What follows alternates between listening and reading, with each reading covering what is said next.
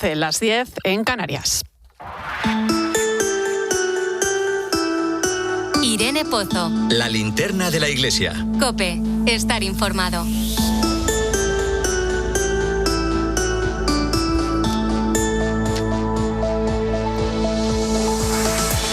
Como cada viernes ponemos el foco de la linterna de la iglesia en el Vaticano, hasta allí nos vamos. Eva Fernández, muy buenas noches. Muy buenas noches, Irene. La noticia de la semana, Eva, me atrevería a decir que ha sido pues la primera publicación, la primera encíclica del Papa que se ha publicado esta semana, Magnificat Humanitas. Un documento muy esperado, ya cuando conocimos el nombre que el cardenal Prevost eligió como pontífice, León XIV, pues fue toda una declaración de intenciones sobre algo que hoy supone todo un reto para la dignidad humana, como es la inteligencia artificial. Y es un documento, Eva, que se ha presentado en presencia del propio pontífice, ¿no? Sí, y precisamente ante este acontecimiento, que lo presentará él mismo, la expectación ha sido máxima. No os podéis imaginar, es que no cabía nadie más en el aula Pablo VI. Estaban todos los altos cargos de la curia, el cuerpo diplomático al completo. No pudieron entrar, por supuesto, todos los periodistas acreditados, y estoy más que segura que la retransmisión en directo batió récords de audiencia. Porque todo ha sido histórico esta semana, la verdad. Por una parte, como sabemos, la fecha de la firma, coincidiendo con ese 135 aniversario de la primera encíclica social de la historia, la Rerum Novarum, del pontífice que inspiró su nombre, de León XIII. Eso ya simplemente nos hacía presagiar lo que hemos visto, ¿no? Que en esta encíclica el Papa iba a reactualizar, por así decirlo, la doctrina social de la Iglesia para responder a otra revolución industrial marcada por el desarrollo de la inteligencia artificial que, como estamos viendo, comporta nuevos desafíos en la defensa de la dignidad humana, de la justicia y del trabajo. El Papa, sabíamos todos que llevaba prácticamente un año, el año que acaba de cumplir, que acabamos de cumplir todos con él, lleva un año trabajando en ella, aprovechando sobre todo esos martes en Castel Gandolfo, y él mismo, de hecho, sugirió que ya empezó a delinearla en la Capilla Sixtina, porque realmente cuando aceptó ser Papa y decidir adoptar el nombre de León XIII, bueno, pues ya sabíamos que por ahí iban a ir los tiros, ¿no? Y lo que hemos estado viendo entre los compañeros realmente está siendo, bueno, junto con el viaje a España, hay que reconocer que junto con el viaje a España, pero la encíclica del pasado lunes, todos más o menos se aúna la idea, ¿no?, de que es que igual que la Rerum Novarum marcó un antes y un después en la historia de la propia Iglesia al denunciar las injusticias sociales que la revolución industrial produjo entre las clases obreras, con Magnificat Humanitas el Papa nos ha abierto un nuevo horizonte para proteger la humanidad en un mundo que se fía más de máquinas artificiales que imitan la inteligencia que de personas de carne y hueso. Personalmente, me ha impresionado también cómo a lo largo de esta semana los distintos desarrolladores de la inteligencia artificial se han quedado impresionados al leerla, ¿no? Y de hecho el propio pontífice ya en la presentación manifestó mucho interés en seguir dialogando con ellos, porque evidentemente nada más importante para la Iglesia que los desarrolladores de IA pues estén trabajando acorde con la dignidad de la persona. La verdad es que cada vez que se echa un vistazo a la encíclica aparecen matices nuevos que estoy más que segura que los vais a destacar en breve en la tertulia. Y muy buena acogida tanto dentro como fuera de la Iglesia. Efectivamente, así ha sido. Oye, lo comentabas tú, a una semana escasa, a 8 días del viaje de León XIV a España. Justamente esta semana el Papa recibía a Pedro Sánchez en el Vaticano y hablaban de la necesidad del diálogo entre la Iglesia y el Gobierno. Eva, ¿cómo ves este viaje? ¿Qué huella crees que va a dejar el Papa en nuestro país? Bueno, pues sin duda esta visita fugaz del presidente del Gobierno ya nos dejó una huella, ¿no? unos datos. El Papa nos va a invitar a dialogar sin alzar la voz, a limar la crispación, a detenernos en lo esencial que es el Evangelio. Eso es a lo que el Papa viene a señalarnos, el Evangelio, ¿no?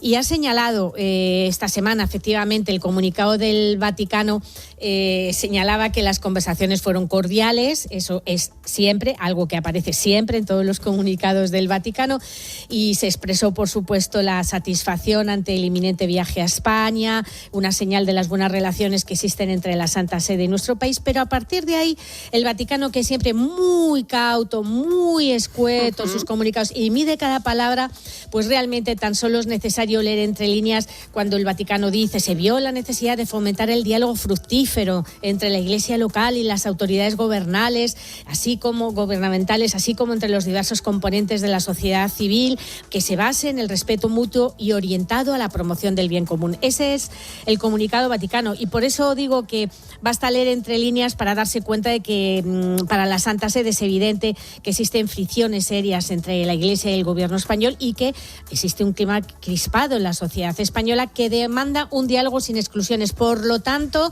la venida del Papa, la visita, nos va a venir de maravilla. Sí. Vamos a comprobar también en directo esa continuidad entre los dos pontificados, y yo creo que el lema escogido, alzar la mirada, nos va a ayudar mucho a una toma de posición, porque ahí en ese alzar la mirada vamos a encontrar las coordenadas para preparar el terreno con altura de miras, con sentido de trascendencia, y demostrar al mundo, demostrarnos a nosotros mismos todo lo grande que hay en nosotros, para que los frutos del viaje se multipliquen. Por cierto, con lo que sabemos que le gusta conducir al Papa y lo que lo tiene que echar de menos, ¿no? Esta semana ha podido ponerse al volante del primer Ferrari completamente eléctrico. Sí, bueno, no había más que ver las imágenes para ver cómo disfrutó. No pudo resistirse, de hecho, a sentarse al volante para comprobar él mismo el funcionamiento de los mandos. Era un coche muy especial, y él, que también sigue la actualidad, pues sabía que hasta el momento Ferrari no se había atrevido con los coches eléctricos, y este modelo, que se llama Luz, está siendo muy controvertido, por cierto, pero bueno, el Papa en las imágenes, lo importante, se le ve feliz con las explicaciones, preguntó por la velocidad que alcanzaba, se interesó por cada detalle, y le dejaron de regalo un modelo del volante, que ya es algo, ya es un detalle, dejarle al menos el volante para que él pueda jugar un poco en sus ratos libres. Seguro que lo va a guardar con mucho cariño, ¿eh? Sí, sin duda. Muchísimas gracias, compañera. Hablamos de nuevo el próximo viernes, que será víspera del viaje que el Papa va a realizar a nuestro país. No creo que venga en Ferrari. No. Va a venir en un avión maravilloso, y bueno, deseando de verdad que llegue ese momento. Aquí le esperamos y os esperamos con los brazos abiertos. Un fuerte abrazo. Igualmente, un abrazo, Irene.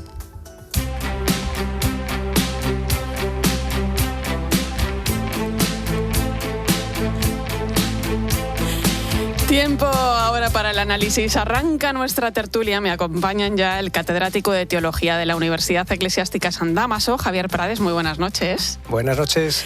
Y la coordinadora del Instituto John Henry Newman de la Universidad Francisco de Vitoria, Rocío Solís. Bienvenida. Gracias. ¿Alguno ha llegado en Ferrari? De momento no. Picando ruedas, sí. Picando ruedas, sí. Bueno, algo es algo, ¿eh? Oye, tenemos un temazo por delante, la primera encíclica de León XIV, Magnificat Humanitas, sobre la custodia de la persona humana en el tiempo, de la inteligencia artificial. Algo que además, es de largo recorrido. De hecho, el Vaticano ha creado una comisión que reúne a varios dicasterios, dedicada en exclusiva a reflexionar sobre el impacto y los retos éticos de la inteligencia artificial. Nosotros esta noche vamos a intentar aterrizar un poco ese documento, que se esperaba, como nos avanzaba también Eva, desde que conocimos el nombre elegido por el Papa. No sé si estáis de acuerdo conmigo en eso. ¿Estamos viviendo una revolución comparable a la revolución industrial del siglo XIX? Comparable o más. O sea, no tienen que decirnoslo los especialistas y los que conocen todos los parámetros sociológicos para establecer los criterios, pero el desarrollo de esta tecnología entra mucho más en el interior de las personas. Por lo tanto, sus aportaciones o sus límites pueden exponernos a cambios mucho más profundos, porque no se trata solo de producir herramientas más eficaces para la producción manual o automatizada, sino que tiene que ver nada menos que con las dimensiones cognitivas del ser humano hacia adentro y hacia afuera. Por lo tanto, sin duda, lo que estamos empezando a vivir o que ya se está viviendo aceleradamente y hacia lo que vamos, menos que la revolución industrial seguro que no es.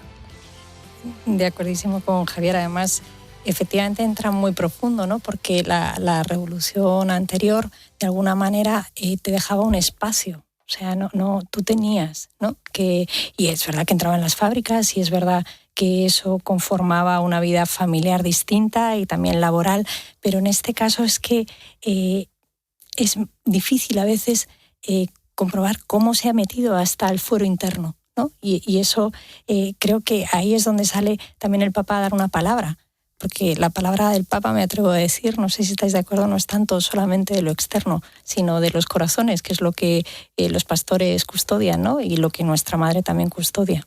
Es un documento que se centra en la persona, en la dignidad humana, en la era de la inteligencia artificial, pero no estamos ante un documento sobre tecnología, estamos más bien ante una cuestión antropológica, ¿no? ¿Tenemos hoy una crisis tecnológica o más bien una crisis de sentido, de visión del hombre? Bueno, hago una pequeña premisa porque a cuenta de esto y de algo que habéis mencionado ahora en el diálogo con Eva en Roma. Lo que ha sucedido es que nadie ha puesto en duda la legitimidad del Papa para hablar de antropología y de ética. Si hiciéramos un debate abstracto sobre sociedades democráticas, secularismo, laicidad y tal, sería un lío. Pero cuando de hecho el Papa interviene de una manera tan decidida y tan contundente sobre cuestiones que tocan a la comprensión del ser humano, a los comportamientos y por lo tanto a la dimensión ética de la vida social, yo no tengo muchos observatorios, más que la prensa diaria que ojeo periódicos de varias tendencias, no he visto un editorial de prensa española que haya objetado al hecho de que el Papa hable. Se ha tratado con respeto, creo que en general con buena acogida, y si alguien entra en materia, discute las razones.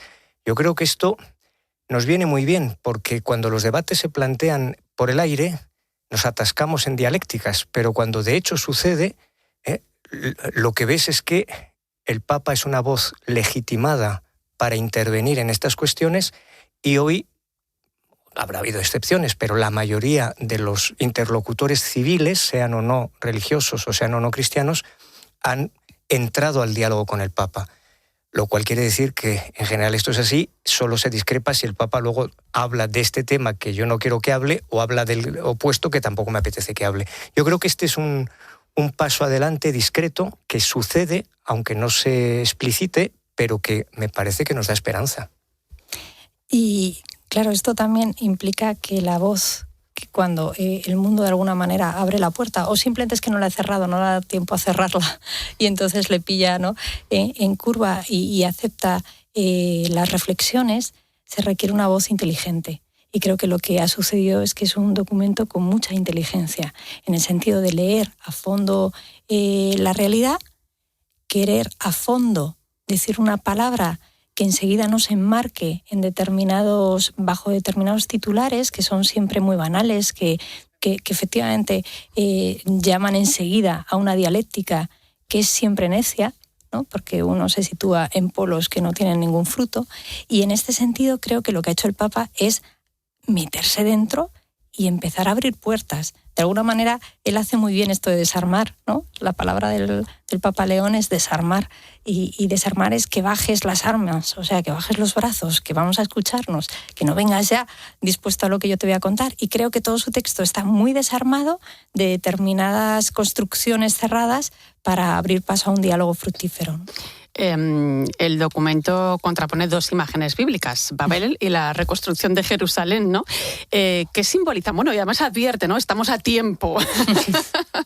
Pues es verdad. Yo creo que está muy bien que alguien se fíe de nosotros. Se fíe de nosotros, de cada uno, porque invita muchísimo a la responsabilidad personal, cada uno en nuestro ámbito, y se fíe de la humanidad como tal, ¿no? El nombre se dirige a este sujeto grande que es la humanidad entera, ¿no?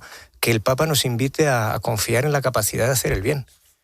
No solo en el tremendismo de las amenazas que se nos vienen encima, que tampoco hay que ser un lince para ver los límites, no hay que ser un genio. Para ver los problemas no hay que ser ningún genio, pero para construir, para que alguien te diga, mira más allá, levanta la mirada, para eso hace falta otro tipo de estatura, ¿no? Y las dos imágenes son espléndidas, ¿no? Porque la Torre de Babel encaja muy bien con muchos de estos proyectos y al mismo tiempo el reconstruir el Templo de Jerusalén hasta que se convierta en imagen de la nueva Jerusalén es muy potente. Sí, es verdad, sí, es verdad. Además, fijaros porque el Papa no demoniza la tecnología, pero sí advierte del paradigma tecnocrático. O sea, estamos delegando demasiado en los algoritmos, las decisiones, las relaciones, incluso los criterios morales. Pues mira, unido a esto que decía Javier con esta pregunta, también Javier en el debate subrayaba, ¿no?, una reflexión muy interesante sobre la metodología, que es en cada momento habrá un escenario y el Evangelio nunca da propuestas cerradas, ¿no? Hace 2000 años no podía hablar de los algoritmos, no era capaz. Sin embargo, nos da la responsabilidad, unido a lo que decía Javier, que regalo cuando a uno le dicen, oye, estás bien hecho, confío en ti, pero pon tu responsabilidad y tu inteligencia en pie para precisamente no confiar ciegamente en algo que tú no entiendes. El Papa critica la idea, es que fíjate que es que a muchos les parece fantástica esta idea, ¿no?, de una humanidad mejorada tecnológicamente, ¿no? O sea, los riesgos del transhumanismo, ¿no?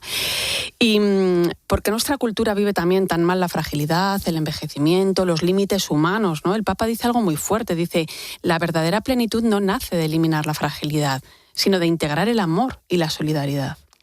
Es uno de los puntos, a mi juicio, más luminosos de todo el recorrido, que está presente a lo largo de todo el texto, porque hay una tensión de superación humana que es profundamente sana y profundamente positiva. Todos queremos mejorar. O sea, no vamos a hacer ahora aquí una especie de teoría de la parálisis humana, ¿no? O sea, el dinamismo humano es siempre de superación, no de sustitución. Yo creo que esas palabras están muy cerca, pero son muy diferentes. Se puede contribuir a una superación de proyectos, de capacidades, de recursos.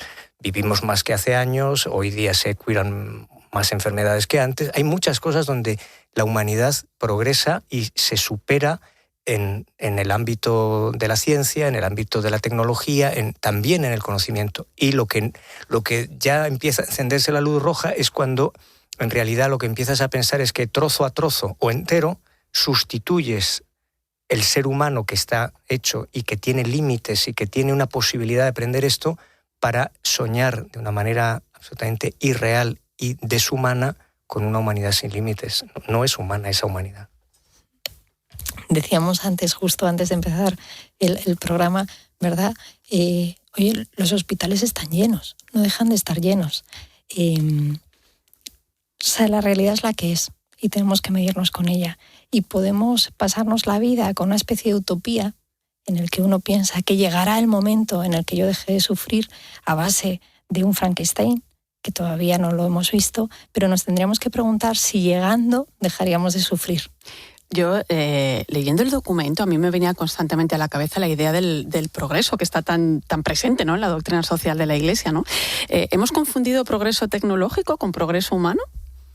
A veces se confunde y es muy interesante pues que alguien levante la voz, nos ayude a todos a mirar para darnos cuenta de que la experiencia humana es muy rica, es muy compleja y no se satisface, no se sacia solo con más recursos tecnológicos, más recursos de capacidades, que son todos bienvenidos en general, vamos. Y sin embargo, es que el ser humano es un enigma. Aquí el Papa agustiniano detecta pues cómo San Agustín no cierra este enigma que es cada ser humano, porque la ciencia me puede dar muchas explicaciones en su ámbito, pero el misterio profundo del ser humano no se le encomienda a la ciencia y por eso necesitamos voces que, acogiendo el progreso de la ciencia, pongan en el contexto más amplio del significado, como decías antes, ¿no?, el significado entero de la vida humana. La verdad que es un documento de mucho calado, ¿eh? Claro, uno dice que puede aportar el cristianismo a un debate que muchas veces parece solo técnico, ¿no? O sea, ¿cómo aplicamos la doctrina social de la Iglesia al mundo digital? Yo creo que si nos escuchamos, el debate muy pocas veces es técnico. Cuando hablas con un amigo, cuando nos contamos las cosas, yo me atrevo a decir que la mayoría de las veces lo que nos importa no es lo técnico está metido en la vida y en ese sentido pues es tema. pero ese debate está en otro lugar, ¿no? El debate verdadero es el de cómo aprender a vivir. O sea, ¿cómo aprendo yo a vivir mejor, ¿no? Y el cristianismo tiene ahí toda una propuesta, porque la propuesta es una presencia, que es Jesús con nosotros, ¿no? Y eso lo aprendemos cuando estamos juntos. Pero ¿cómo le cuentas eso a quien no cree, por ejemplo, en esa presencia? Viviendo. Tenemos un amigo común, Javier Martínez, que siempre nos dice, no os preocupéis por hacer cristianos, que los primeros cristianos se hicieron por envidia. Bueno, al final la misión está, ¿eh? Oye, ¿cuál pensáis que es el gran mensaje de esperanza que deja esta encíclica? O sea, ¿con qué reflexión final o con qué parte os quedaríais? Algo que os haya también tocado especialmente. A mí me ha impresionado el capítulo final, esa, digamos, comparación entre el poder y el amor. Me ha parecido muy original y muy hondo, la verdad, el análisis que hace el Papa sobre el fenómeno del poder, que es un fenómeno humano, legítimo, imprescindible para las sociedades de todo tipo, para la familia, para la comunidad de vecinos, para el colegio, para la universidad, para la política y para todo. Y al mismo tiempo, qué inhumano y qué terriblemente deshumanizador pueden ser ciertos poderes. Y que la coincidencia de poder y amor es Dios. O sea, el omnipotente, que es al mismo tiempo el amor por definición. Y eso, ¿cómo se ha presentado en el mundo? Se ha presentado, como dice el final del entero del documento, en esa sorprendente forma, desconcertante forma de ejercer el poder del amor de Dios, que es Jesucristo. El recorrido poder-amor y cómo el documento culmina en esa experiencia de una forma de ejercer el poder para servir a los demás y no para servirse de ellos, a mí me parece profética, me parece preciosa además. Ahí de nuevo hay ecos agustinianos. Y yo le agradezco que vuelva a poner en valor lo que nunca ha dejado de estarlo dentro de la Iglesia, que es la doctrina social, ¿no? Haciendo, bueno, pues llevando sobre sus hombros la responsabilidad del nombre. Entiendo que de alguna manera volviendo a coger la mano de la tradición y poniéndola en valor ahora, ¿no? Porque como decíamos antes, la Iglesia no lanza mensajes para siempre. El mensaje es Cristo. Y Cristo, que está encarnado, tiene que irse haciendo nuevo cada día, ¿no? Y entonces, ¿cómo volver a hacer nuevo todos estos principios que realmente eso es lo que puede aportar el cristianismo, ¿no? A una sociedad? Mencione el nombre de Cristo o no lo mencione. Esos principios son para todos los hombres. Bueno, y el desafío actual que tenemos ahora mismo en nuestras sociedades es la inteligencia artificial en su más amplio sentido, porque al final afecta al mundo del trabajo, afecta al mundo de la familia, afecta absolutamente a todo. De hecho, a mí me parece fantástica la idea que el Papa ha aprobado esa comisión interdicasterial, o sea, entre varios dicasterios que tienen mucho que aportar para poder hacer una reflexión seria de cómo se va avanzando en este sentido, porque esto vuela, ¿eh? Y uno de los ámbitos donde el impacto es mayor y donde la responsabilidad es mayor es la educación, que es muy bonito que también el documento dedica espacio propio a que el futuro que nos espera, que ya está presente, porque ahora podemos pensar en ciencia ficción, si habrá cyborg o no sé qué, eso no lo sé, pero que todos nosotros hoy interactuamos con sistemas en los que está activa la inteligencia artificial de un modo u otro, eso ya es un hecho. Y en la educación el impacto es descomunal. Y ahí empieza a haber ahora indicadores del impacto sobre la atención, sobre la capacidad de concentración, sobre la asimilación, sobre la capacidad lectora.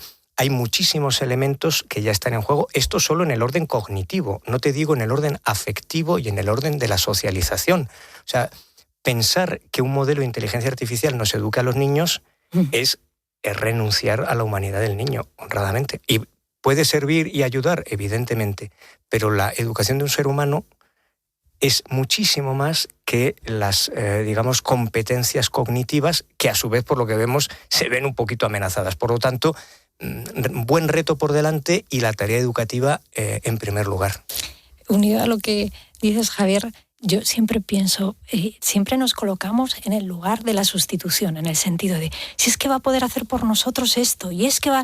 Y es como, pero ¿a ti no te apetece hacer eso en la vida? O sea, ¿a ti no te apetece educar? ¿No te parece apasionante aprenderte una poesía de memoria? Sí. ¿Tú quieres que te sustituyan en todo? ¿No? Totalmente. Bueno, pues magnífica Humanitas, primera encíclica del Papa León XIV y una buena recomendación para leer pausadamente, sin prisa, este fin de semana, documento programático del pontificado. Gracias, Javier Prades. Muchas gracias. Rocío a vosotros. Solís. A vosotros. Hasta pronto.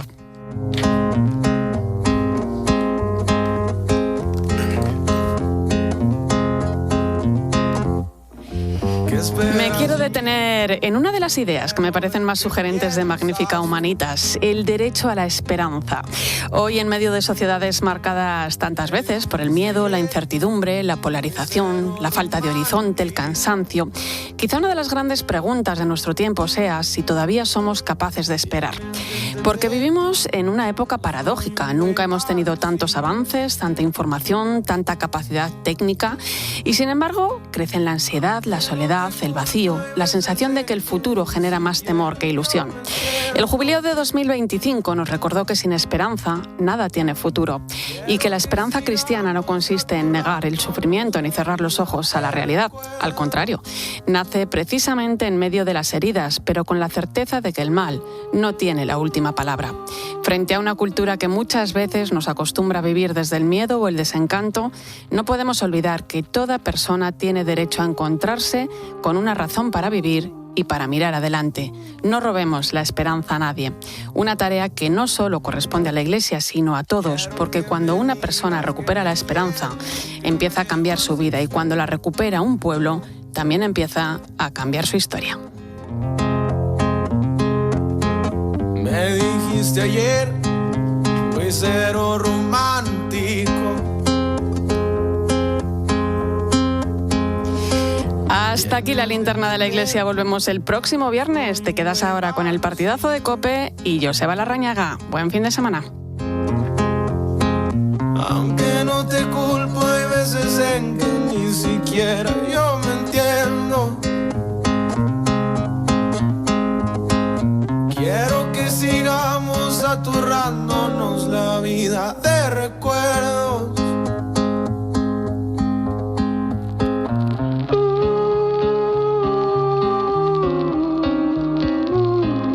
Irene Pozo. La linterna de la Iglesia. COPE. Estar informado.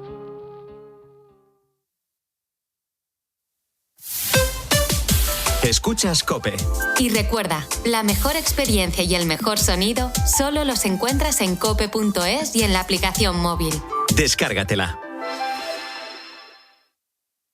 ¿Te apetece descubrir un lugar lleno de aventuras, de sol y de magia? En Walt Disney World viajarás a una galaxia muy, muy lejana. Descubrirás el reino de la naturaleza, vivirás la magia de los cuentos de hadas y tendrás el mundo al alcance de tu mano. Todo esto y mucho más en los 4 increíbles parques temáticos de Walt Disney World Resort. Reserva ya en Halcón Viajes y disfruta de hasta un 25% de descuento en hoteles Disney y además vuelo directo a Orlando. Consulta condiciones. Ven a Walt Disney World con Halcón Viajes. Sabemos de viajeros.